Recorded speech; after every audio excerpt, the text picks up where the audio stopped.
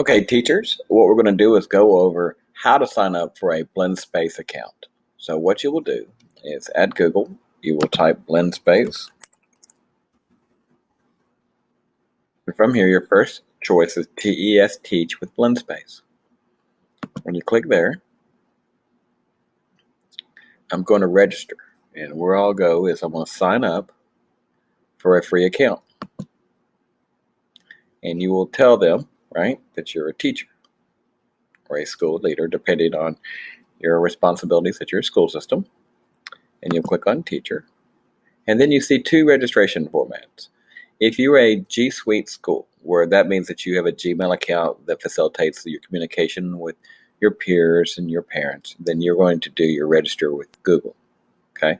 If not, and you're a Microsoft, then you're going to use this option where you'll physically fill it in. Okay. So I'll register with Google. And look what it's going to do. It's going to push it through your account. So I'm going to do this through my Faulkner account. And that's it. You're like, wow, that can't be that easy. Yes, it is. You are into the portal of TES, and they know that I'm new, so they're going to try to give me some assistance. By all means, you can go over the assistant components when they pop up. But it says create your first lesson, right? And up here is my account, and I can change my profile and my information in here. Okay, there's my profile. And I can also edit this and change this where I'm not RWeldon 4. And I have an account and I have preferences as well. But if I go back to just touch TES, when you get lost, just touch the TES top. Okay. And you can see if I totally get lost, what I'll do is I'll go back and then I'll just type BlendSpace at the top, which is very cool. And then it puts me right back in. See, I didn't have to log back in or log out, so I'm in. Now remember, you have a dashboard for the creation of your lessons, and then you have in the lesson sections, right? It has it broke down where you can also look for lessons. And then finally, the lesson library has the inventory of all the published ones so that you can look for content that is similar to what you're teaching, or you can publish your own. See, I can go to social studies and then I can go in and look. And like a lot of these sharing website portals, you'll notice that the more it's viewed, probably has more credibility. Not always the case, but in this case, if I want to do flipping the classroom, that's by HB. Not sure who that is, but 51,000 people have viewed it. So if I wanted to click in here and look through flipping the classroom, right, it automatically made a copy of it for me, right? No, it did not. It says copy of. It's kind of confusing. That was a copy here. If I want to copy it, that automatically goes into my collection. It's a copy of a copy, which is very strange, but I'm going to hit continue. And then I'm going to rename it up here at the top. Okay. So here, I have it as a welded copy. Now, if I touch the TES Teach up here, it'll take me back to my main portal, and it shows that that's my recent lesson that I'm working on. And if I want to go and continue editing, I just click right inside of it. So now I can make this my own, and I can go in and change any of these, what I consider like a PowerPoint or slide sorter view, or in grid view of present day Google Slides. Okay, and we know that you can add any element here. YouTube videos and pictures. And in this one, it's primarily pictures. I don't see any websites. I see textual information, which are the T's. The images are in green pictures, right? And there's finally a website.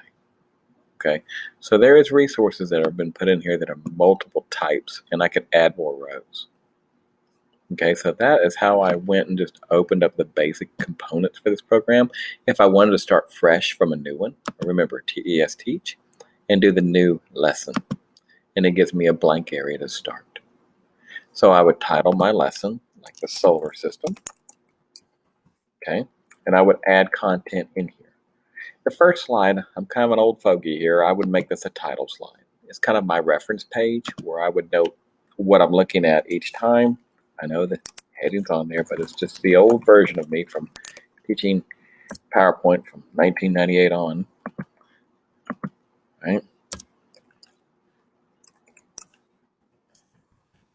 So I'm in here, and I could use what looks like WordPad from 1992. Now I'm dating myself. And if you go in here, just make it a nice size, right? It's just for me. So the first slide, I always do it that way. So I have an anchor slide, and I know where I'm at, and it aligns. And you can type whatever page you are in your curriculum, what section of a chapter you're in, so that it aligns to your curriculum materials as well. Remember, over on the right, these are your choices. I seldom use the kind of cart, which is almost like a teacher's paid teachers version. That's how this stays free, but I would use these elements instead.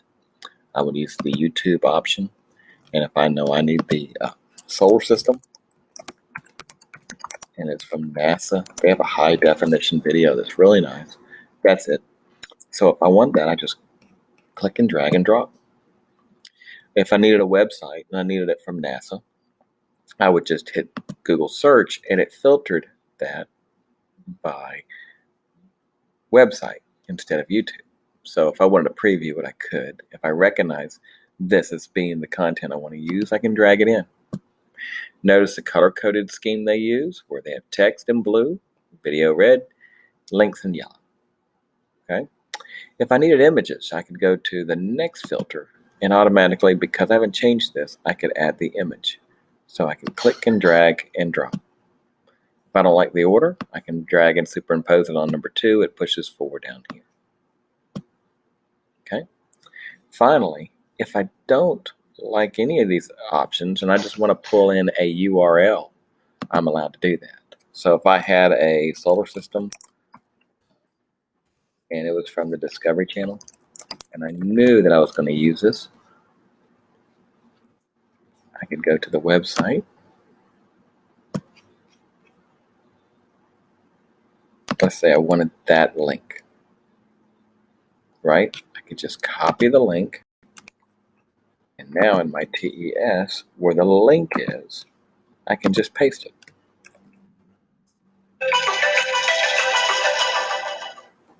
So if I take this, I can drag it in, and that'll give me my option for having a website. So you see, this is not hard to do. The next, and my favorite part, is any element from Google Drive I can put in here.